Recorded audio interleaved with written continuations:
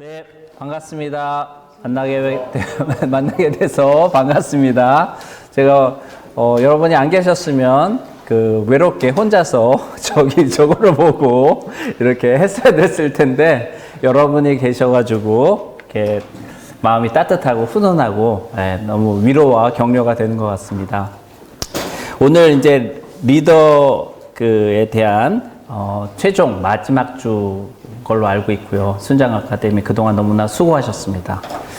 사실 저는 이제 제일 좋아하는 이름이 저는 그리스도인이라는 이름이 제일 좋은 것 같습니다. 제 묘비명에 뭐라고 적으라고 한다면 그리스도인 정교협 뭐 이렇게 적었으면 좋겠다는 개인적인 소망이 있고, 그리스도인이라는 것은 자연적으로 이 세상 가운데 영적인 리더가 아닌가 생각을 해보고요. 특별히 우리 또 BBB를 하나님이 허락하여 주셔서 저희를 불러주셨는데 또 순장이라는 너무나 귀하고 아름다운 이름을 저에게 주시지 않았나 생각되며 더 특별한 또 그 영적 리더로서 저희를 사용해 주심에 되게 감사드리는 것 같습니다. 저는 이렇게 생각해 보면은 양재 모임에 와서 많이 성장을 할 수 있었고, 사실 부대표가 될 때까지는 너무나 이렇게 행복한 사역을 했던 것 같습니다. 돌이켜보면. 뭐 지금도 행복하지만 잠시 뭐냐면 갑자기 저희 순장님이 몸이 아프셔가지고 저는 준비가 안 됐는데 대표 순장을 맡게 됐던 것 같아요. 그때는 어떤 기분이냐면 우산이 이렇게 있었는데 우산이 확 날아간 거죠. 그런 비가 막 쏟아지는데 나는 뭔가 이렇게 그거를 막아야 되는 입장이 된 거죠, 갑자기. 그래서 상당히 좀 고민되고 힘들고 그런 시간을 보냈고, 사실 밤도 많이 샜던 것 같습니다.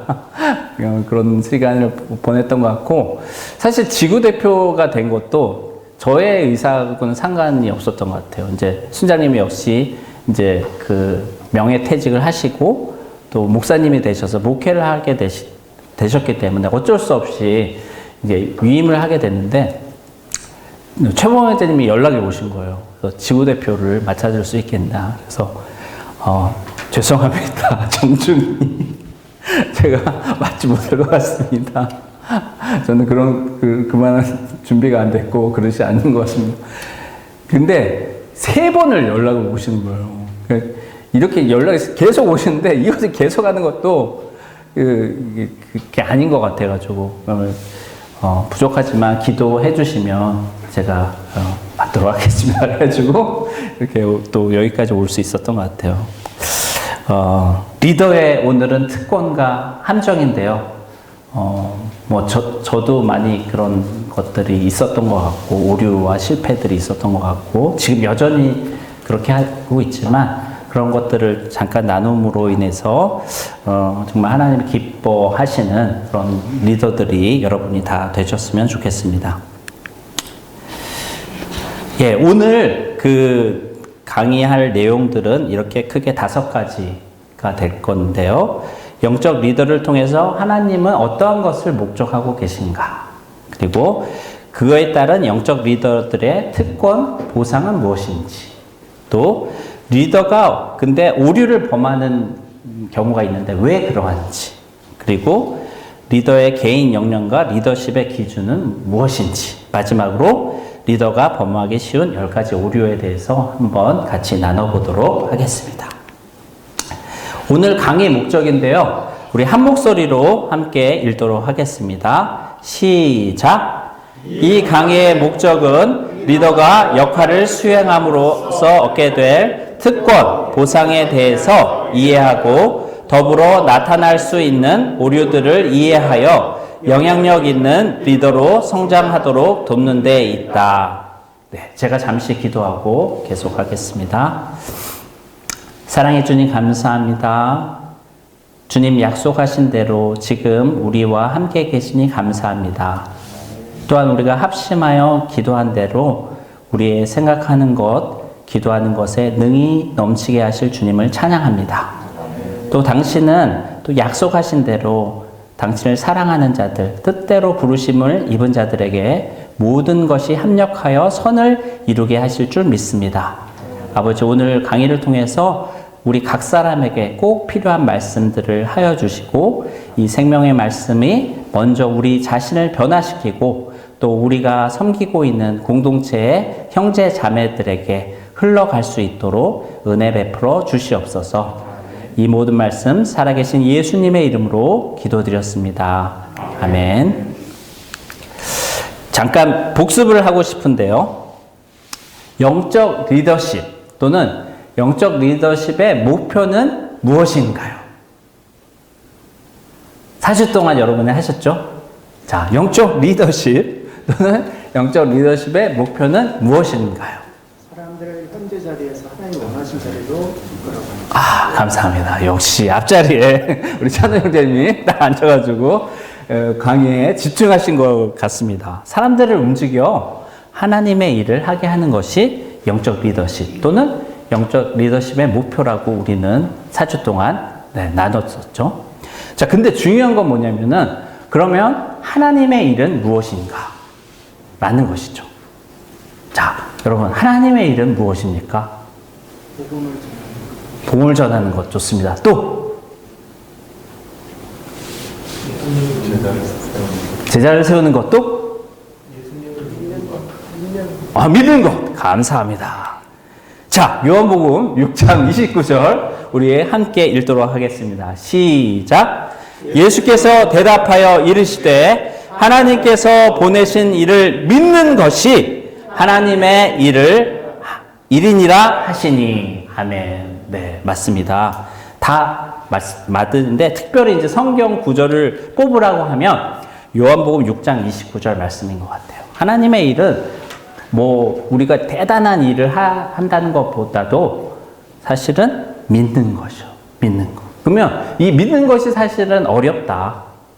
내가 믿으려고 해도 믿지 못할 수도 있다. 이거는 은혜고 선물인 것이죠, 사실. 그래서 사실 리더들은 사람들이 이 하나님을 믿을 수 있도록 돕는 역할을 하는 거죠. 그 믿게 하시는 분은 하나님이시지만 우리가 그 일을 기도하고 또 말씀하신 것처럼 복음을 전하고 제자 삼아서 그 일을 할 수 있게 하는 것. 그것이 영적 리더 또는 이 영적 리더십의 목표라고 할 수 있을 것 같아요. 자, 그러면은 이 영적 리더를 통한 하나님의 목적이 무엇인가를 우리가 먼저 살펴봤으면 좋겠는데요.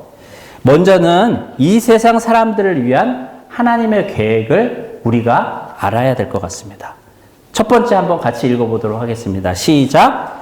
하나님은 모든 만물의 중심, 주인이시다. 아멘. 예, 우리는 이걸 아멘으로 받을 수 있는데 이걸 아멘으로 못 받는 뭐 하는 사람들이 이 세상에 있다라는 것이죠. 그죠? 하나님이 우리를 창조하셨죠. 태초에 하나님이 천지를 창조하시니라. 네, 말씀으로 모든 만물을 창조하셨는데 우리 사람은 흙으로 빚으시고 코에 생기를 불어넣었을 때 사람이 되었다 라고 말씀하고 계시죠. 하나님의 걸작품, 그것이 우리의 정체성이죠. 그렇죠? 그렇기 때문에 우리는 하나님이 우리의 주인이시다, 중심이시다 라고 고백을 하고 할 수 있죠. 두 번째, 자매님들만 한번 읽어주실래요? 시작. 하나님은 이 세상 모든 사람이 예수님을 통해 자신을 알기 원하신다. 아멘. 네. 이렇게 세상 만물을 창조하시고 보기에 좋았더라 라고 말씀하시는 하나님이 우리 사람을 통해서 원하시는 것. 원래는 사랑하고 사랑받고, 그쵸? 주님의 예배를 받기를 원하시고 그랬는데 죄로 인해 이것이 망가졌잖아요. 그래서 주님의 회복 프로젝트, 예수 그리스도 하나밖에 없는 아들을 통해서 자신을 알게 하기 원하시는 것. 이게 하나님의 계획이신 거죠. 그렇죠? 네. 세 번째, 같이 이번에 형제님들만 한번 읽도록 하겠습니다. 시작. 하나님은 이 세상의 모든 사람이 자신을 경배 예배하기를 원하신다. 아멘. 네. 그래서 하나님은 원래 자리로 돌아오기를 원하시는 거죠. 그래서 원래 창조하신 목적대로 모든 사람이 하나님 한 분만 참 하나님이신 하나님을 경배하고 예배하기를 지금도 원하신다. 이것이 세상 사람들을 향한 하나님의 계획이다. 라는 것을 우리는 다 알고 있습니다. 자, 그러면은 두 번째는 이 세상 사람들의 상황은 어떠한가? 라는 것을 우리는 다시 한번 짚어봐야겠죠. 다시 한번 같이 한번 읽도록 하겠습니다. 시작.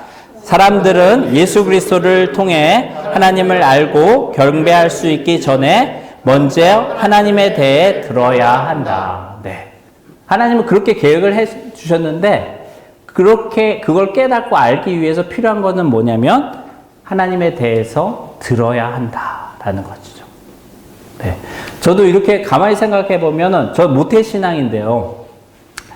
어렸을 때 이제 딱 자다가 무서우면 엄마를 불렀죠. 엄마 이렇게 하면 엄마가 쫙 오세요. 딱 옆에 누우셔가지고 그럼 내가 엄마 옛날 얘기 해주세요. 그러면은 어머니는 이제 성경의 모든 얘기를 쫙 해주셨죠. 그래서 어렸을 때부터 저는 성경을 너무나 친숙하게 들었죠. 교회를 처음 갔는데 다 아는 얘기야. 다 아는 얘기야. 뭐 다 미리 다 맞추는 거죠. 막. 좀 왜 어렸을 때부터 계속 들었으니까. 그래서 사실 중학교 때 어머님이 저를 부르셨어요. 규어가 이리 와봐라. 그래서 예 갔더니 어머니가 노란 책자를 꺼내셔가지고 사형리에 대해서 읽어주셨어요. 그래서 속으로 저는 어머니가 나를 못 믿나? 나는 하나님의 자녀고 오늘 밤 떠나도 천국에 갈 확신이 있는데 어머니가 나 못 믿으시나? 근데 어머니라니까 차마 그렇게 얘기 못하고 그냥 다 들었어요. 그리고 기도를 또 따라서 했죠. 어머니가 하시는 거기 때문에. 그리고 몇 달 지나니까 어머님이 또 부르셔. 규어가 갔는데 그랬더니 파란 책자를 성령 충만한 생활에 대해서 발견하셨습니까? 그거를 읽어주셔서 영혼의 호흡이 있구나. 죄를 내뿜고 믿음으로 성령을 취하는. 그래서 영혼의 호흡을 했던 것 같아요. 근데 이제 제가 대학교 때 의심이 찾아오고 내가 쇠뇌당한 것 같다. 그래서 방황했지만 하나님께 다시 돌려주셨는데 이렇게 다시 깨닫고 보니까 그것이 어머님이 아들의 영혼을 향한 사랑이시더라고요. 그리고 제가 제 자신을 이렇게 곰곰이 객관적으로 봤더니 저는 굉장히 세상적이고 세속적인 사람인 거예요. 가만 놔뒀으면은 저는 예수님을 안 믿을 그런 종류의 사람이었던 거죠. 그러니까 하나님은 저를 너무나 잘 아시니까 그 믿음의 가정에 팍 심으셔가지고 어렸을 때도 집중적으로 브레인 워시를 팍 시켜주신 거죠. 저의 의지와 상관없이. 그러나 거기서 끝나는 것이 아니라 이 머리로 아는 것을 가슴으로 고백하도록 하나님은 많은 분들을 통해서 특별히 비비비를 통해서 저를 훈련시키고 다듬으시고 지금도 그 여정에 있다고 저는 믿습니다. 두 번째 자매님들이 다시 한번 읽어주실래요? 시작. 오늘날 이 세상에 일부 많이 그리스도의 계획에 들고 있다. 네, 불행한 게 있어요. 저는 되게 해피한 거죠. 하나님께 너무 감사해야 돼요. 저는 가만히 있으면 안 돼요. 이런 은혜를 받았기 때문에요. 저는 받은 만큼 돌려드려야 돼요. 근데 불행하게도 많은 사람들이요, 이것을 듣지 못하고 있어요. 복음을 전해보면요, 처음 들어봤다 라는 사람들이 우리 직장에서도 의외로 많이 있는 거죠. 어렸을 때 좀 친구 따라서 교회 갈 법만도 한데 주변에 그런 친구가 없다거나 있어도 아주 신실하지 못해서 자기한테 이런 권면이나 권유를 해준 사람이 없다. 이런 많은 사람들을 제가 만나게 되는 거죠. 그래서 하나님은 우리를 통해서 이 귀한 말씀을, 복음을 전하기를 원하신다는 거죠. 세 번째, 형제님들 다시 한번 읽어주시면 감사하겠습니다. 시작. 이 세상에서 어떻게 기도하면 우리가 이 세상에 대해 어떻게 느끼며 그 일에 대해 어떻게 반응하는지를 결정한다. 그렇죠. 이 세상을 어떻게 볼 것인가. 저는 이렇게 보면 딱 두 가지 아닐까요? 육체적으로 살아있으나 영적으로 죽은 사람들. 또 육체적으로 살아있을 뿐만 아니라 영적으로 살아있는 사람들. 이 세상에 딱 두 종류의 사람이 있지 않는가 생각해요. 다른 말로 하면은요, 저는 우리는 만나면 힘이 납니다라는 그렇게 번역된 책을 읽었는데 거기에서 저한테 굉장히 주신 말씀이었어요. 다른 말로 하면 뭐냐면요. 이 세상은요. 모두 다 이 세상의 모든 사람들은 비정상이다. 관원현재님 비정상이십니다. 기분 나쁘신가요? 네? 자, 우리는 다 abnormal이에요. 원래 하나님이 노멀하게 원래 하나님의 형상대로 창조해야 되는데 죄가 들어와서 이게 망가진 거죠. 그래서 abnormal이야. 비정상이 돼버렸어요. malfunction, 기능이 제대로 작동하지 않는 거예요. 그런데 우리는 하나님의 은혜로 in Christ 어떻게 됐어요? 우리는 지금 we are getting normal. 아직 정상은 아니야. 근데 주님 안에서 지금 정상으로 회복되고 가고 있는 게 우리인 거죠. 자, 근데 이 직장에 또 세상의 사람들, 예수님과 관계없는 사람들은 어떠냐? 그들도 비정상, abnormal이야. 근데 그들은 without Christ, 예수님 밖에 있어. 예수님과 관계없어요. 그래서 그 결과는 eternal destruction인 거죠. 영원한 멸망. 계속 망가져가지고 그 끝은 멸망인 거예요. 자, 이렇게 우리가 세상을 바라본다면 나를 힘들게 하는 사람들이 있잖아요. 특히 안 믿는 사람들. 상사일 수도 있고 동료일 수도 있고 후배일 수도 있고 심지어 가족의 누구일 수도 있고 이렇게 보는 거. 저 사람 비정상이라서 그래. 근데 나도 비정상이야. 저 사람이나 나나 다 비정상인 거예요. 근데 나는 은혜로 지금 정상으로 회복돼 가고 있어. 주님의 은혜로. 저 사람은 어때요? 저 상태로 그대로 있으면 어떻게? 점점 망가져서 그 끝이 멸망인 거예요. 그러면 저 사람이 저렇게 했을 때, 저 사람은 저럴 수밖에 없어. 비정상이거든. 근데 나는 뭐 괜찮나? 나도 똑같아. 근데 나는 단지 은혜를 받아서 지금 회복되고 있을 뿐이지. 저 사람도 주님 만나서 회복돼야 될 사람인데. 이게 우리가 세상을 바라봐야 될 모습이라는 것이죠.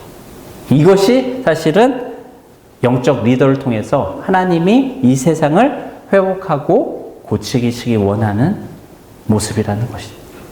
이것을 기억하는 저와 여러분이 됐으면 좋겠습니다. 근데 이런 영적 리더들을 위해서 사실은 그 특권, 보상이 있어요. 근데 그 전에 우리가 하나 찾아보려고 그러는데 세상의 리더들이 있잖아요. 그 사람들에게 이제 보상이 있단 말이에요. 뭐냐? 첫 번째가 뭔가요? 왼쪽에? 돈. 네. 저희 회사만 봐도 임원이 되면, 지금은 이제 책임 매니저로 바뀌었는데, 부장의 월급에 이제 더블이 되는 거죠. 네, 딱 2배로 뛰어요. 그리고 그 외에 뭐 많은 그런 것들이 딱 들어가요. 그래서 딱 저희 회사에서 임원들을 제가 볼 때 다 그런 건 아니지만 거의 대부분은 종교가 뭘까요? 종교가 뭘까요? 돈일 수 있는데 현대 자동차가 종교예요. 진짜요. 회사가 종교라니까요. 왜? 이걸 주니까 돈을. 그렇게 됩니다. 세상 리더들에게는 이게 따르는 거예요. 두 번째, 그 사람들에게 주어지는 게 뭐예요? 권력이에요. 이게 저도 찾아보니까 권력의 여신이 돼요. 잘 안 보이는데 여기 뭐가 있는지 아세요? 요게? 몽둥이입니다. 몽둥이.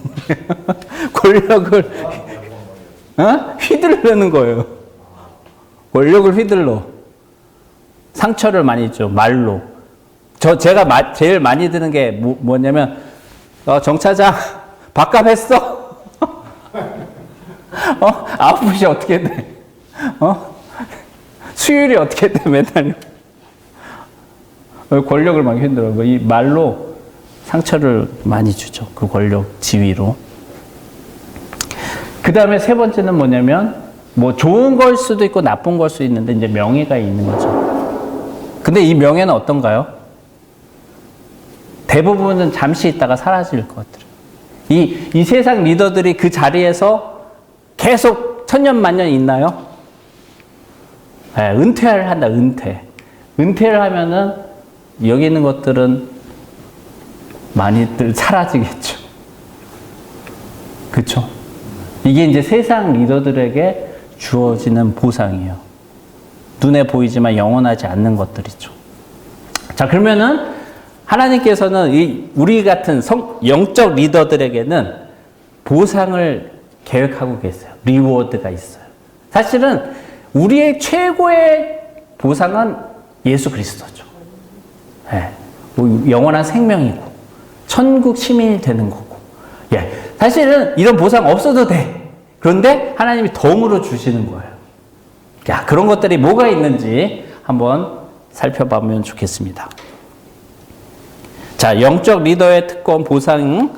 첫 번째는 영적인 보상입니다. 자, 첫 번째 하나님의 인정인데요. 찬우 형제님이 한번 읽어주실래요? 전능하신 하나님이 내가 살아온 삶을 기뻐하신다는 사실을 알 때의 감격, 그것을 따를 수 있는 보상은 아무것도 없다. 아멘. 찬우 형제님, 이 감격을 알고 계시죠? 네. 아멘. 감사합니다. 사실은 우리 하나님 성경에 이것들을 수도 없이 다양하게 말씀하고 계시죠. 그렇죠? 근데 우리가 때로는 이걸로 만족을 못해.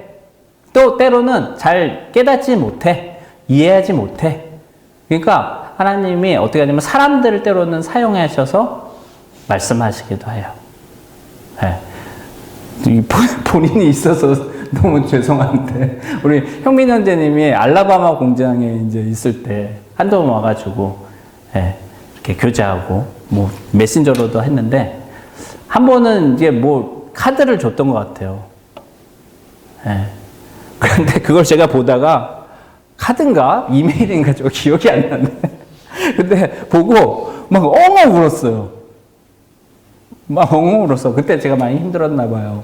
근데 내용이 뭐냐면 형제님은 직장 선교사 맞습니다.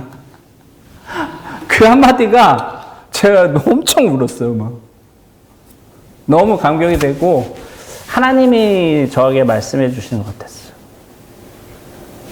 너무 위로가 됐습니다. 사실은 2월 말에 우리 형민 형제님이랑 제주도를 갔습니다. 제주도에 왜 갔냐? 여름에 저희 강남 일지구에는 이제 제주도로 연합수련회를 가려고 답사를 갔어요. 근데 사실은 형민 형제님이 안 갔으면 좋겠다 그랬죠. 지금 시기가 아니기 때문에 안 갔으면 좋겠다. 그래서 제가 고민했어요. 그러면 내가 다음날 아침까지 알려주겠다. 그러고 이제 기도를 했어. 하나님, 저는 지금 가도 문제가 없는데 형민 형제가 안 간다 그러니까 안 가야 되는 겁니까? 정말? 주님? 주님이 안 가라 그러면 안 가겠습니다. 라고 했는데 새벽에 막 깨워주시더라고, 새벽에 깨워주시고 말씀을 보게 하시고 막 새벽 기도를 가게 하시고 막 그런. 근데 하나님의 말씀으로 가라는 말씀을 주셨어요. 그래서 제가 경민 형제님한테 미안한데 나는 가야 될 것 같다. 나 혼자 갈 테니까 다음번에 갈 때 같이 가자 그랬더니 같이 간다 그러더라고요. 그래서 같이 갔어요.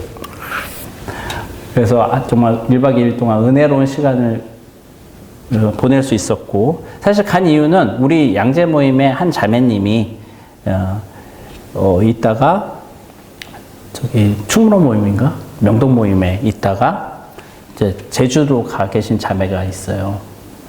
근데 지난 12월에 제가 이제 저희 아내랑 방문해서 교제를 좀 나눌 수 있었는데 큰 교회에서 순장으로 섬기고 있는데 직장 선교는 다 까먹었더라고요. 그래서 제가 다시 직장 선교에 대해서 도전을 하고 자매님을 좀 이렇게 다시 회복시키는 프로젝트를 했으면 좋겠다. 제가 라이언 일동 구하기라 그랬는데 그걸 하면 좋겠다는 마음이 있어서 이번에 갔었죠. 근데 사실은 이 자매님을 통해서 하나님이 저는 이 하나님의 인정을 한번 해주신 적이 있거든요. 우리 선교회도 같이 하고 비비 모임도 같이 하고 이렇게 했는데 원래 계약직이라서 저희 있던 팀 2년 있다가 이제 옆에 제철로 옮겼단 말이에요. 근데 어느 날 월요일 날 오전인데 업무적으로도 되게 힘들고 제가 막 화도 내고 제 마음에 막 너무 안 좋았어요. 불편하고 내가 그리스도인으로서 이거 오늘은 실패다, 졌다. 그런 마음으로 점심에 저희는 월요일마다 찬양 기도회가 있는데 딱 갔어요. 근데 찬양에 그 곡이 뭐였냐면은 너는 그리스도의 향기라. 너는 그리스도의 편지라. 이 찬양이었다. 이 찬양하는데 눈물이 그렇게 나는 거예요. 왜냐면 나는 향기가 아니었어. 오전에. 엄청 실패했거든. 향기가 아니어서 막 이 회개의 눈물이 나요. 하나님 저도 향기라 그러셨는데 향기도 못 대고 너무 막 울었어요. 그리고 회개하고 향기가 되게 해주십시오. 이렇게 오후에 이제 근무하고 있는데 그 자매님이 연락이 온 거죠. 형제님 잠깐 1층에서 볼 수 있어요. 그래서 보자고 그래서 딱 내려갔는데 그날이 제 생일이었어요. 근데 뒤에서 뭘 숨기고 있다가 딱 주는데 꽃다발을 주는 거예요. 형제님 생일이시죠? 축하드려요. 생일 어떻게 알았어? 우리가 받으라고 그래서 고맙다. 이제 그걸 들고 와서 제자리에 딱 놨는데 꽃향기가 샥 나는 거죠. 그러면서 제 마음의 감동이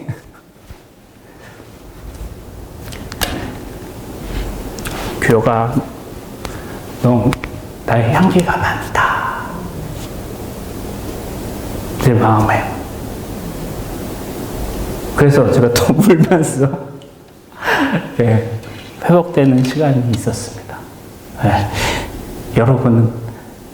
여러분은 하나님이 기뻐하시고 인정해 주십니다. 두 번째는요, 같은 건데요, 소명의 성취.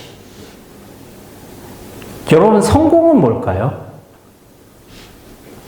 세상 사람들의 성공학, 그쵸? 성공을 향해 많이 따라가고 있잖아요. 진정한 성공은 무엇일까요? 여기 답이 있는데. 규태 형제님. 읽어주세요.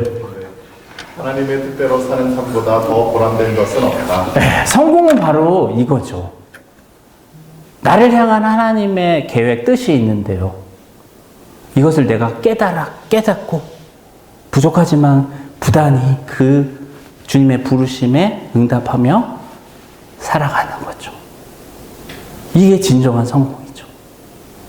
여러분을 부르셨다는 것은 바로 그 삶으로 부르신 거예요. 여러분은 성공이 100% 보장돼 있다. 네.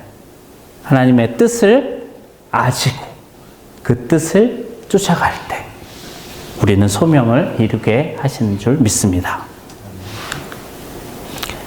두 번째는 이런 것입니다. 한번 읽어볼까요? 시작.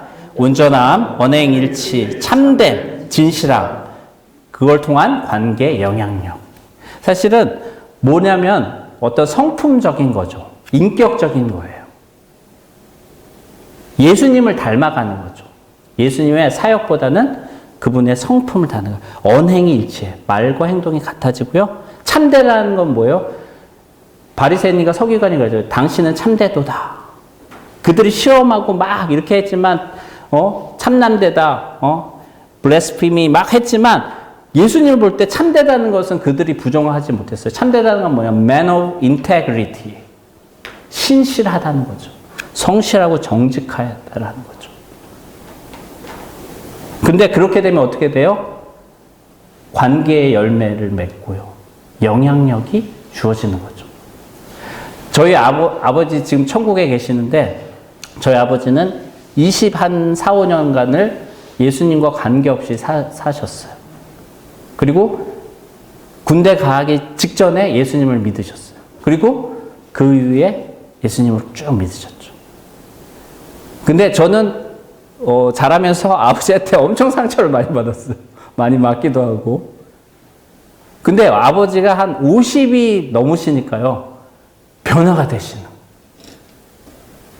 네. 제가 그래서 이거는 꼭 뭐 딱 정설은 아닌데 제 경험으로 비춰봤을 때 예수님 없는 삶을 10년을 살았다면 우리가 그것을 때를 찌꺼기를 다 걷어내고 좀 이 순도를 회복하는데 한 10년 이상이 걸리지 않나.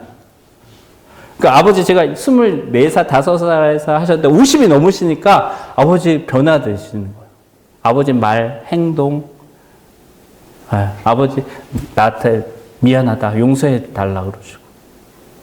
어머니도 많이 어머니도 많이 힘들게 하고 어머니도 많이 우셨거든요. 아버지 때문에. 억울하게 하고 하니까. 한 번도 부엌에도 안 들어가시고. 근데 50이 딱 넘으시니까 부엌에도 들어가시고 설거지도 하시고 이렇게 하시고 굉장히 변화가 되셨어요. 이런 거 아닐까 생각돼요. 네. 계속 예수님 따라서 부족하지만 할 때 이렇게 예수님 닮은 인격, 성품들이 주어지는 거죠. 그리고 관계가 회복되고 영향력이 확대되고 이것이 우리에게 약속하고 있는 특권, 보상이라는 거죠. 자, 1. 가정에서 온전해진다는 거죠. 저는 92년에 결혼해서 지금 딸 하나, 아들 하나가 있습니다. 딸은 유치원 교사고 아들은 군대 가 있습니다. 제가 지금 금년에 이제 12월이면 28년인데 27년 좀 됐죠. 근데 저희 가정은 10년 단위로 위기가 있었습니다. 10년 주기로. 그러니까 2002년에 크게 힘들었어요. 왜냐면은, 저희 교회에서 만난 그 처치 커플인데, 저는 이제 이 직장 비전을 하나님 주셔서 98년부터 이제 BBB 와서 훈련받으면서 이렇게 성장했고, 아내는 교회에서 열심히 사역을 했죠. 예. 그런데 처음엔 문제가 없는데, 점점 이제 그 사역이나 이게 하다 보니까, 이게 마찰이 없을 수가 없더라고요. 그래서 아내가 이제 하루는 저희 모임 있는 날인데, 알매도 불구하고, 여보, 오늘은 좀 일찍 와서 애들 좀 재워주세요. 이렇게 얘기해서 빨리 와서. 그런데 제가 그렇게 해야 되는데 무시를 하고 좀 똑같이 왔어요. 똑같이. 그랬더니 딱 들어왔는데 이 집 분위기가 이상한 거예요. 애들은 벌써 자고 있어. 방에서 내가 재우려고 그랬더니 이미 자고 있고 안방을 조심스럽게 딱 열었는데 저희 아내가 침대 안에 딱 앉아서 도끼를 두고 저를 쫙 쳐다보는 10년 만에 처음으로 저를 그렇게 무서운 눈으로. 근데 제가 잘못했잖아요. 이거 잘못했구나. 그래서 잘못했다고 용서해달라고 막 빌었는데, 되게, 무섭더라고요. 그래서 이걸 어떻게 하면 좋을까. 그래서 순장님과 공동체 얘기를 하고, 기도를 부탁하고, 그때부터 이제 제가 섬김이 부족한데 좀 안마도 해주려고 설거지도 하고 뭐 청소를 한다고 하고 애들 재우고 저녁에 이제 산책을 하는 거죠. 한 바퀴. 동네 한 바퀴. 거기서 얘기를 하고. 네. 그런 시간을 가졌던 거예요. 근데 12월이 딱 됐는데 저희는 12월 마지막에는 이제 아버지 댁에 모여서 마지막 가정 예배를 드리면서 한 해 감사했던 거 그런 새해 기도 제목들을 나눴거든요. 근데 저는 부탁하지 않았는데 아버지가 갑자기 부부는 함께 하는 게 좋겠다. 그래서 저희 며느리죠. 저 아내에게 너가 BBB 나가서 함께 하면 어떻겠니? 이렇게 권면해 주셨어요. 저는 부탁도 안 했는데. 근데 저는 당연히 아내가 거절할 줄 알았죠. 그랬더니 아내가 네, 알겠습니다. 그래서 1월부터 모임에 나왔습니다. 그리고 같이 성경 공부를 하고 뭐 새벽 기도도 같이 하고 그러면서 중간쯤 되니까 순장 모임에 나오겠다는 거예요. 그래서 순장 모임도 나오고 그리고 자기도 이 제자의 삶에 대해서 자신의 부르심으로 인정을 하고 네, 훈련도 받고 양재 모임에 함께 쭉 하게 됐죠. 그래서 사실은 문제가 없다고 생각을 했는데 2012년 또 10년 만에 아주 큰 또 한 번 된 거죠. 왜냐하면 제가 이제 마음을 놓아버린 거야. 아내가 이제 동역자니까. 그럼에도 불구하고 아내로서 존중하고 존경하고 또 마땅히 줘야 될 사랑도 주고 이렇게 해야 되는데 제가 막 동역자 같이 대했던 것 같아요. 이렇게 돌이켜보면. 그러니까 2012년에 아마 그때 상해 가는 그 몇 명이 상해 가는 때였는데 아내가 저를 그 공항버스에 데려다 주면서 막 울었어요. 그러면서 저희가 그때 김병년 목사님인가 뭐 책을 읽으면서 있었는데 그 목사님이 그 식물인간 된 사모님을 돌보는 책이었거든요. 그 책을 같이 읽었는데 아내가 그런 거예요. 자기는 그 사모님이 되고 싶대요. 식물인간. 그러면은 내가 자기를 전적으로 돌보지 않겠냐. 그래서 우는 거예요. 그래서 제가 너무 충격을 받았죠. 이거 잘못됐구나. 근데 그때부터 하나님이 회복을 해 주셨던 것 같아요. 그리고 사실은 아내가 갑상선암이 됐고, 3년 전에 수술을 하게 됐고, 그러면서 이제 이 목에 아직 흉터가 있거든요. 이렇게. 근데 그게 저는 이제 볼 때마다 십자가를 보면 예수님을 생각하는 것처럼 이렇게 보면서 마주보고 있는데 그 상처를 딱 보면은 저건 나 때문에 생긴 건데. 그래서 아내를 더 사랑하고 내가 더 잘해야겠다. 속으로만 하는 거죠, 마음을. 그래서 이렇게 돌이켜 생각해 보니까 하나님이 저희 아내의 갑상선을 떼 가시고 제 마음을 저희 아내한테 딱 붙여 놓으셨다. 하나님의 은혜. 저는 아침마다 나올 때 저희 아내에게 뽀뽀를 하고요. 아내는 못 일어나요.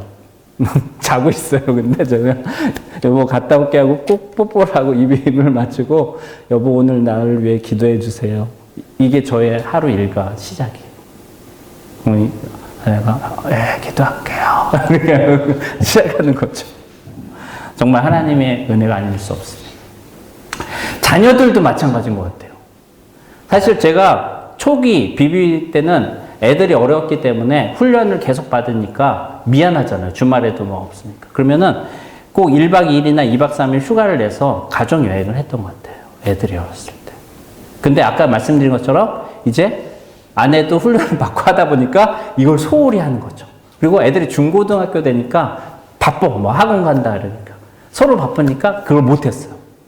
그러니까 가정이 뻑뻑하게 되고 뭔가 문제가 되는 거예요. 아들이 고2가 됐는데 처음으로 토요일 날 이렇게 뭐 아내가 없어서 피자를 시켜 먹었나 이렇게 하고 있는데 제가 한마디 하고 또 누나가 한마디 하니까 아들이 폭발을 한 거죠. 근데 제가 처음 보는 모습을 봤어요. 어떻게 하냐, 몸을 막 이렇게 꼬드고면서 나는 너무 달랐다고 하는데 얘 정신과에 가는 걸 알았는가 막 이런 쪽. 그래서 아빠가 나를 사랑하긴 해요 막 이러는 거예요. 그래서 깜짝 놀랐어요. 난 사랑하고 그걸 느끼고 있다고 생각했는데 아닌 거지. 그래서 제가 원래 학원도 잘 안 다녔는데 눈치를 보면서 야 아들 내가 학원 태워다 줄까? 그래서 태워다 주고 그러다가 제가 우리 딸한테 그랬어요. 야 안 되겠다, 우리 1박 2일 가족여행이다. 네가 다 플랜을 짜. 그래가지고 남이섬으로 갔어요. 1박 2일 동안. 근데 사실 유쾌한 여행은 아니었습니다. 아들이 계속 짜증내고 힘들었어요. 그런데 그거를 웃음으로 화내지 않고 받아줘서 1박 2일을 끝냈어요. 그리고 아들이 고3 됐을 때 여름에는 오히려 여름에 2박 3일 남해 쪽으로 갔어요. 여전히 아들은 짜증내고 화내고 했죠. 그래도 그걸 다 참고 했어요. 근데 3년차 될 때부터 달라지더라고요. 네. 가정에서도 이 온전함이 필요한 것 같아요. 사랑은 오래 참고 온유하고 결국 우리는 가정의 제사장으로 부르셨잖아요. 우리가 밖에서 아무리 위대한 주님의 일을 한다고 해도 가정에서 우리 가정이 정말 작은 교회로 서지 않는다면 그쵸? 하나님 기뻐하실까요? 덕이 될까요? 우리는 동시에 우리 가족을 하나님이 원하는 자리로 인도하는 가정의 제사장 역할을 감당해야 될 줄 믿습니다. 두 번째, 일터에서 온전함입니다. 우리는 아까도 말했지만 돈을 추구하지도 않고 권력을 추구하지도 않고 명예를 추구하지 않죠. 그러나 주님의 영광을 구하죠. 그리고 하나님의 나라가 이루어질 것을 구하는 것이죠. 아침에 저는 꼭 기도는 바로 이것을 위해서 기도합니다. 아침에 빼놓지 않는 기도. 그리고 가장 중요한 것은 사실은 우리가 이 직장, 일터에 파송받은 선교사라는 것. 직장은 하나님이 보내신 선교지요. 월급은 하나님이 주신 선교비다. 그리고 내가 만나는 모든 사람은 예수 그리스도가 필요하다. 최근에 저희 사업부장님이 본인이 돌아가셨어요. 계속 암 투병을 하셨거든요. 계속 기도했죠, 영혼을 위해서. 근데 하나님이 데려가셨더라고요. 코로나라서 아무도 가지 말라는 거예요. 팀장 이상들만 간다. 근데 지시를 어기고 제가 갔습니다. 갔어요. 근데 딱 고카를 놓고 딱 봤는데 거기에 성도라고 써 있었어요. 그래서 너무나 감사했어요. 하나님 감사합니다. 그리고 그 비서가 있는데요. 지금 근데 당연히 자기 상사가 없으니까 다른 데로 발령이 나서 갔죠. 비서고. 점심 초대를 했는데 처음에는 좋다고 하다가 지금 마음이 바뀌었는지 답이 없어요. 근데 기도해요. 하나님, 소혜 씨인데 소혜 씨가 정말 하나님 필요한 사람일 텐데 주님 마음을 바꿔주셔서 기꺼이 점심 약속에 나올 수 있게 하여 주시고 들을 귀를 주시고 그 마음에 예수 그리스도를 모실 수 있도록 해주세요. 계속 기도하는 거죠. 지난주에 두 번의 점심 약속을 했는데 다 캔슬됐어요. 코로나로 인해서. 두려워하는 거야. 이런 거야. 우리 신입사원이 팀에 왔는데, 책임 매니저님, 죄송한데요. 내 친구가 몸이 아파서 좀 감기 증상이 있는데 자기가 만났기 때문에 걱정이 돼요. 나를 생각해 주는 거지. 아, 그래? 나는 상관없는데 네가 혹시 불편하면 우리 연기하자. 네, 연기해요. 그래서 이번 주로 연기했어요. 근데 하나님이 그런 마음을 주셔요. 아, 좀 더 기도로 준비하기를 원하시나 보다. 그 영혼을 위해서. 네, 그런 마음을 주는 거죠.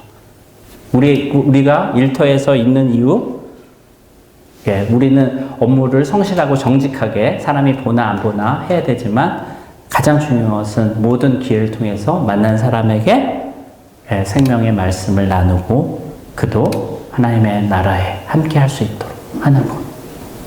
그것이 우리가 온전함, 일터에서 온전함을 통해서 하나님이 원하시는 것이 아닌가 생각이 됩니다. 세 번째, 관계에서 온전함. 사람을 우리는 무엇으로 대하는가? 수단이 아닌 목표. 영적 성수. 제가 지금 2월 17일부터 4개월 동안 그 프로젝트를 하고 있거든요. 전사 프로세스 혁신. 그래서 사람들을 착출해서 그 다음에 컨설턴트들과 함께 일을 해요. 4개월 동안 결과를 내야 돼요. 근데 제가 우리 교회 한 집사님이 이 컨설팅 회사 출신이야. 그래서 이제 전화를 했는데 저한테 뭐라고 그러냐면 좋은 결과를 내려면 컨설턴트를 쥐어짜라는 거예요. 자기 회사 사람인데도 쥐어짜야지 좋은 결과가 난다. 그래서 딱 듣고 알겠습니다. 끊었는데 제가 쥐어짜면 될까요? 안 될까요? 될 것 같습니다. 그렇죠. 그게 중요한 거죠. 그래서 사실은 어떤 다른 본부에서 한 분이 왔는데 이 사람들 지금 뭐 하는지 모르겠다. 일정 관리도 제대로 안 하고 뭐 하는지 모르겠다. 막 이제 컴플레인 하는 거죠. 그래서 제가 이제 그게 아니라 우리 그 중간중간 뭐 해야 될 게 있는데 이때까지 우리가 그 안에서 할 수 있도록 지금 플렉서블하게 하는 겁니다. 그런데 내가 다시 얘기하겠습니다. 그리고 이제 컨설턴트에서 이런 컴플레인이 있으니까 좀 너가 빠득빠득해서 딱딱 일정 계획하고 빡빡 이렇게 해라. 또 얘기하고. 왜냐면요. 이 컨설턴트는 제가 작년 3개월 동안 마스터 플랜 때 같이 했던 사람들이에요. 한 사람은 크리스찬이고 또 한 사람은 복음을 전했는데 영접은 안 했지만 관심이 있다 그래서 성경책을 선물한 사람이란 말이에요. 그게 어떻게 해야 돼요? 그래서 그분들도 그리고 이 크리스찬에게는 너가 이해해. 막 중간에 한번 이렇게 붙으려고 그랬거든요. 회의하다가. 그래, 저 사람은 abnormal이야. 그렇게는 얘기 안 했지만 너가 그리스도인이니까 이해하고 기도하면서 우리가 하나 되게 하자. 왜?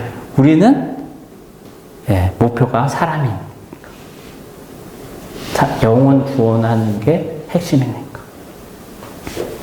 그리고 마지막으로 스스로에게 온전함이죠.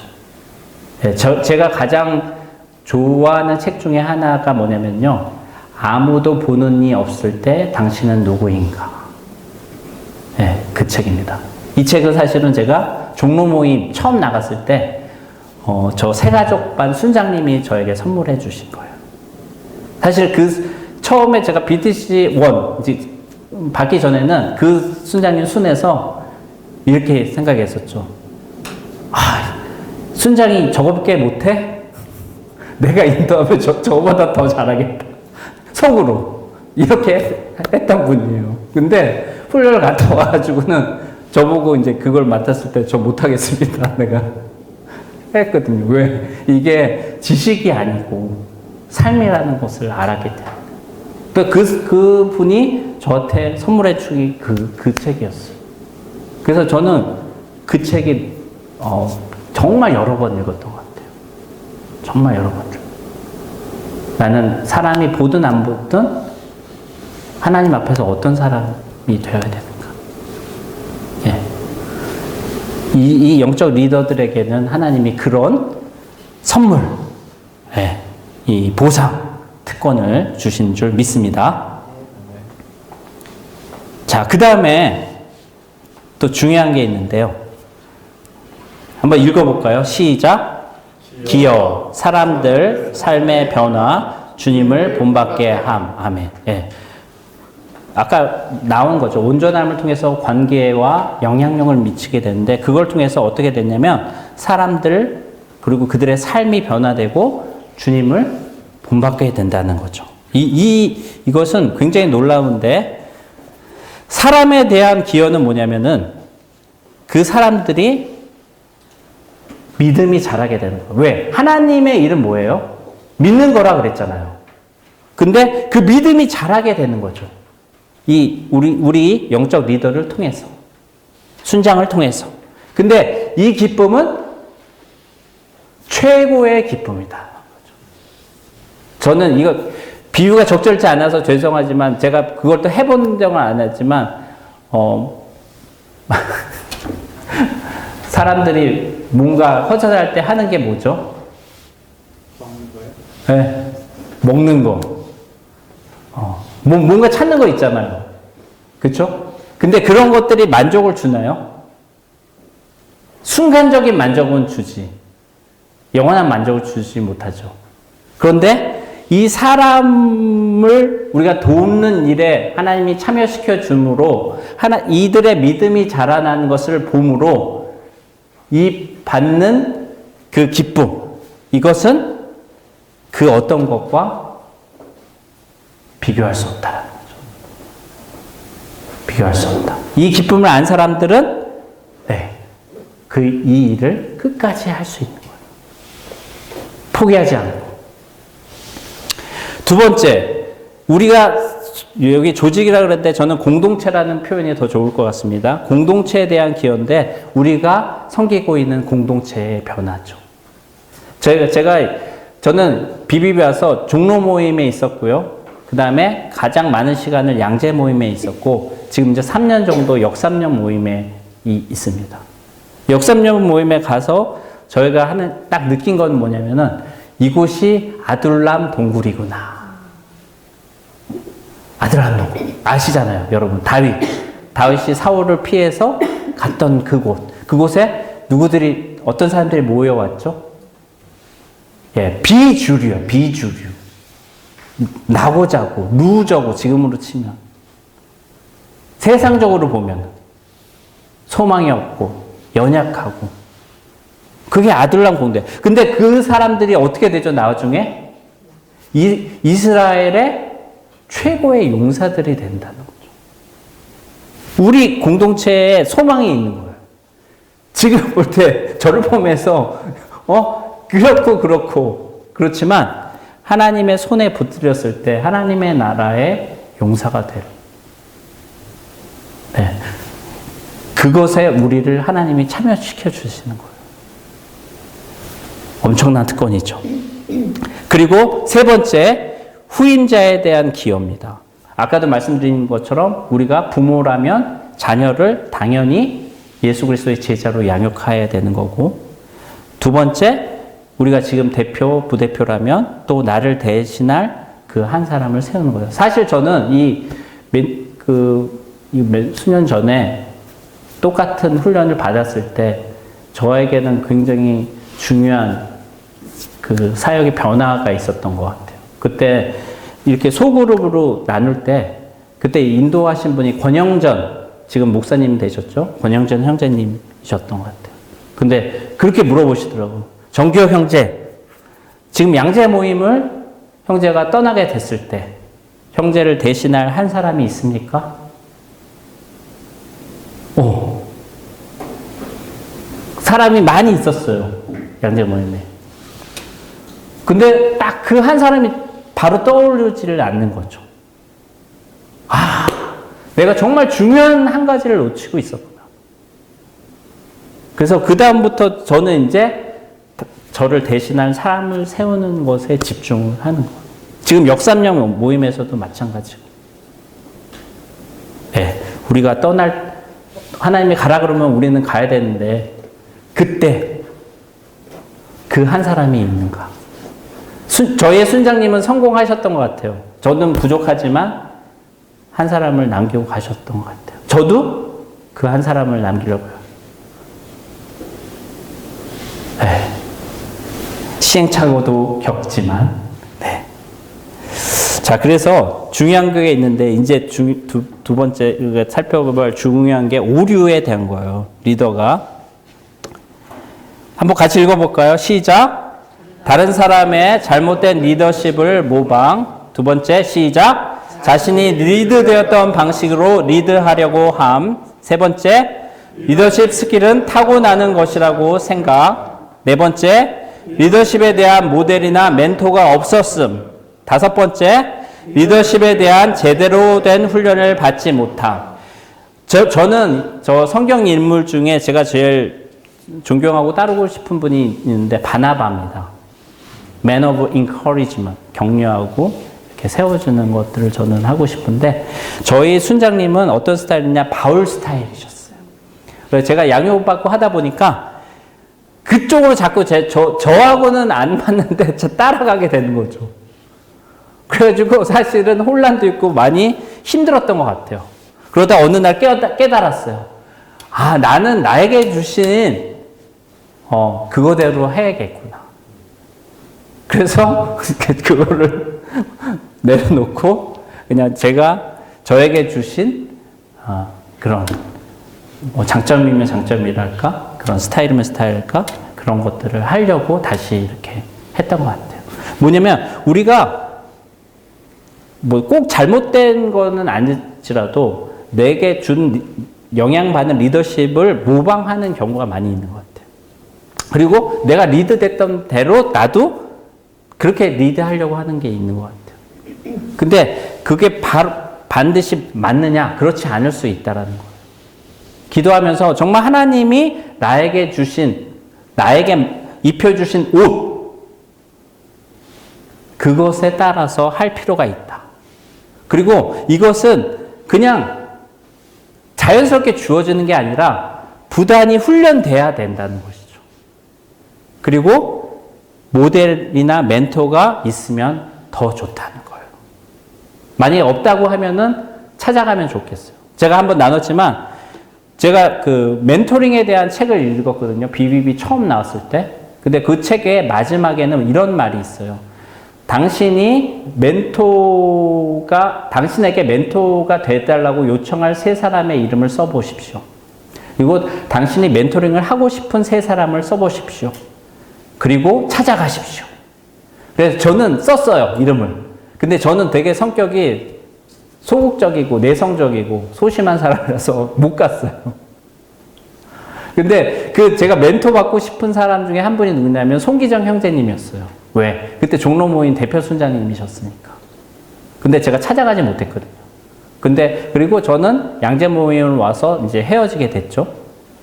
그리고 하나님께서는 이제 저희 순장님을 붙여주셔서 저를 훈련시켜 주신 거죠. 그리고 지금은 지구대표 되고 뭐 기획팀을 맡게 되면서 다시 송기정 형제님을 만나게 된 거예요. 그리고 그분의 리더십을 배우고 있는 거죠. 최근에도 이제 저희 지역 대표 이제 한 분이 막 문제를 제기했는데 저는 막 화가 나더라고요.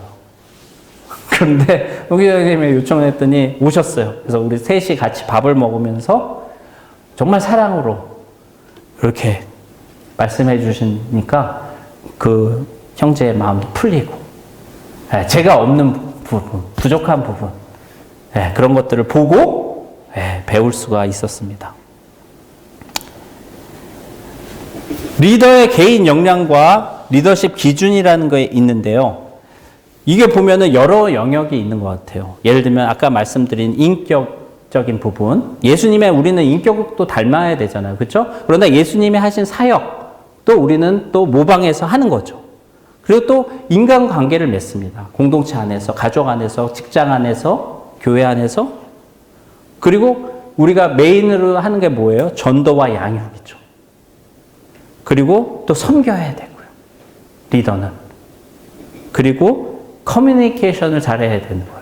저를 이렇게 살펴봤을 때 이게 100% 맞는 건 아니지만 뭐 사역 조금 할 수 있고 전도와 양육은 그래도 뭐 이렇게 하고 있다고 보는데 뭐 인격이나 인간관계도 아직 만들어 가고 있죠. 근데 저는 개인적으로 섬김이 약한 거예요. 저희 아내를 그래서 저한테 붙여주신 것 같아요. 저희 아내가 저를 엄청 섬겨주고. 그러니까 저는 아내가 아프니까 우리 가정이 흔들리는 걸 느꼈어요. 야, 그동안 우리 가정의 핵심은 우리 아내가 딱 버텨서 섬겨줬기 때문에 내가 밖에서 이렇게 사역도 하고 전도 양육한다고 할 수 있었구나. 라고 깨달은 거죠. 커뮤니케이션 능력, 저도 아직도 더 많이 제가 개발돼야 될 영역이거든요. 근데 문제는 뭐냐면 우리는 겉에 보여지는 것으로 사람을 판단하기 쉽다는 거예요. 저를 볼 때 어떤 사역이나 전도 이런 거 보고 저 사람의 역량이 저런 거야 라고 평가할 수 있겠지만 그렇지가 않다라는 거예요. 뭐냐면 리더십의 수준은 내가 가장 약한 영역이 나의 수준인 거죠. 그러니까 저는 성심이 약하기 때문에 리더십으로서 사실은 아직 너무 부족한 사람인 거예요. 그리고 이 섬김을 더 많이 배우고 해야 되는 거죠. 여러분은 어떠십니까? 개인적으로 한번 평가를 해보시는 것도 좋을 것 같아요. 나는 어떠한가? 그리고 혹시 그 가장 나의 연약한 부분이 있다면 지금부터 늦지 않았습니다. 네, 그것들을 주님께 구하면서 우리가 훈련해 갔으면 좋겠어요.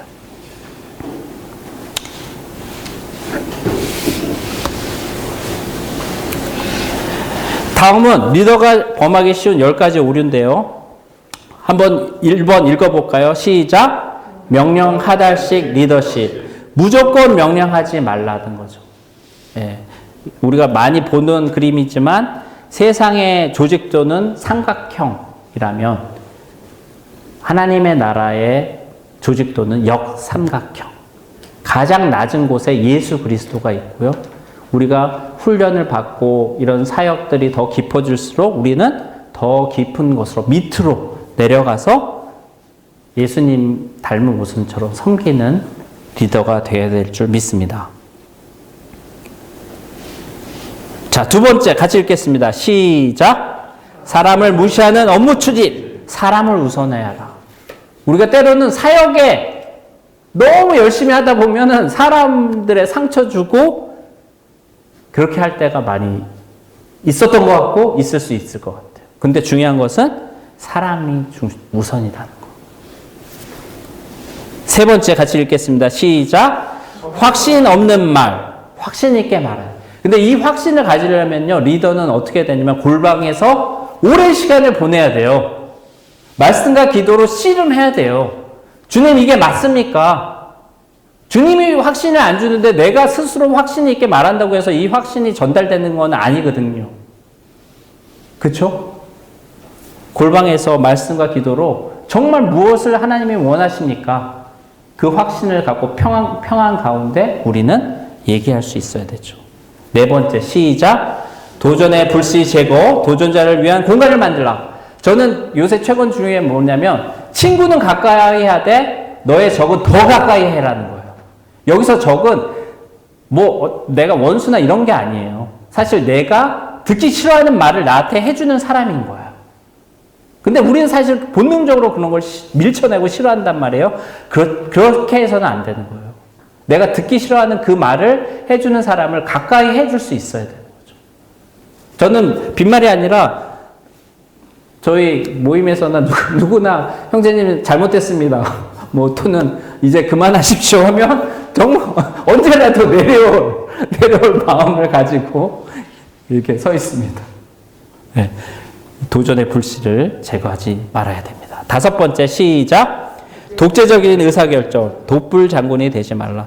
이 부분이 제가 좀 약하지 않나 생각이 좀 되고요. 노력을 해보도록 하겠습니다. 근데 저희 아버지가 좀 그런 불도저 스타일이셨던 것 같아요. 딱 한번 결정되면 밀어붙이는 스타일. 제가 너무 싫어했는데 어느 부분, 일정 부분은 제가 따라하고 있는 부분. 근데 아까도 말씀드렸지만 이 확신이 있어야 된다는 거예요. 그러니까 우리는 민주주의를 하는 게 아니에요. 교회 공동체는 민주주의 아니야. 10명에서 9이 이렇게 해야 된다고 말해도 내가 하나님 앞에서 확신해서 이거 맞다고 하면 우리는 그걸 얘기해야 되는 거죠. 근데 그 전까지 우리는 함께 기도해 봅시다. 의논해 봅시다 하면서 의견을 수렴하되 최종 결정은 우리가 하나님 앞에서 책임 갖고 해야 된다는 것이죠. 여섯 번째, 시작. 권한 위임의 철회. 믿고 맡겨요. 저는 사실은 완벽주의자는 아닌 것 같아요. 왜냐면 제가 부족한 게 있는데, 근데 완벽주의적 성향을 갖고 있는 경우에 이것을 잘 못하는 것 같아요. 근데 아까 말했지만 우리는 다음 세대를 세워야 되잖아요. 다음 사람을 세워야 되잖아요. 그러면은 힘들어도 이걸 해야 되는 거예요. 그렇죠? 그리고 실수해도 그러면 내가 뒤에서 도와줘야 되는 거죠. 그냥 맡기고 그냥 손 놓는 게 아니라 뒤에서 계속 그림자처럼. 7번 시작. 의사소통의 혼란, 온 마음으로 대화하는 것. 제가 부족한 부분인데 그래도 하나님이 저에게 많이 훈련시켜 주시는 건 뭐냐면 경청하는 것 같아요. 정말 마음으로 들으려고 하는 거예요. 아이 컨택을 하고. 옛날 같으면 듣다가 야 그건 말이지 딱 중간에 자르고 막 내가 생각하는 걸 해야 되는데 요새는 좀 그거를 제가 이렇게 절제하고 그 말이 딱 저는 본능적으로 제 별명이 정답정인데 뭐 얘기하면은 말씀이나 뭐가 빡빡 떠올라요. 그럼 말을 해줘야 돼. 근데 요새 하는 거는 바로 얘기 안 해. 그리고 기도하는 거죠. 하나님, 지금 이런 마음이, 이런 말씀이 떠올랐는데 얘기해야 될까요? 바로 즉답이 없으면 좀 기다리는 거죠. 근데 또 그런 마음이 있어. 그러면 그때 얘기하는 거예요. 네?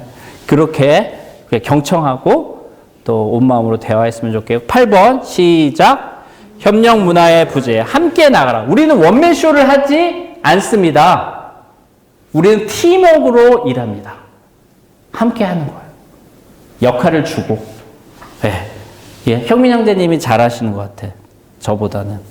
자, 9번 시작. 후계자 없는 성공. 사람을 키우다. 아까도 말씀드렸잖아요. 나를 대신할 그 한 사람이 있는가? 아니면 그 한 사람이 지금 성장하고 있는가?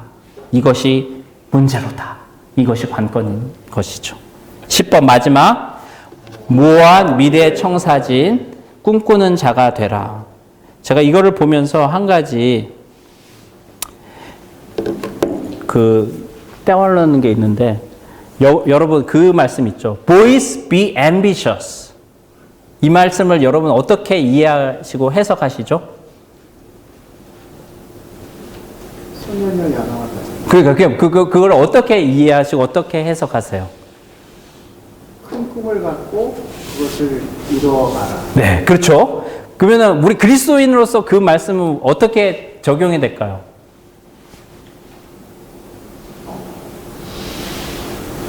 하나님이 주시는 꿈을 꾸고 그것을 살아가라. 아멘. 감사합니다. 제가 이제 말씀드리고 싶은 거는 이 말을 한 사람이 크리스찬이에요. 네, 클락인가? 일본에서 130년 전에 사역을 하신 분이에요. 학원 사역을 하신 분이에요.